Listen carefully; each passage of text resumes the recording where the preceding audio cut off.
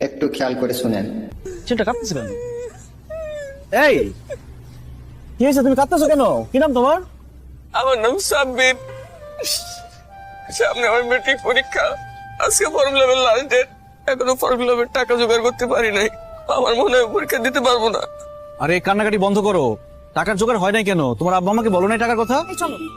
আমার বাবা নাই, মা আছে। মানুষের বাসায় বাসায় কাজ করে, যে বাসায় কাজ করে সে বাসায় এখনো বেতন দেয় নাই।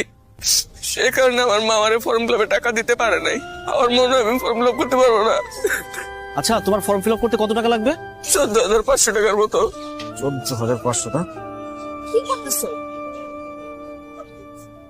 আমার কাছে তো 5,000 টাকার বেশি নাই। শিরিন, তোমার কাছে না টাকা আছে? ব্যাগে দেখলাম 10,000 টাকা দাও তো।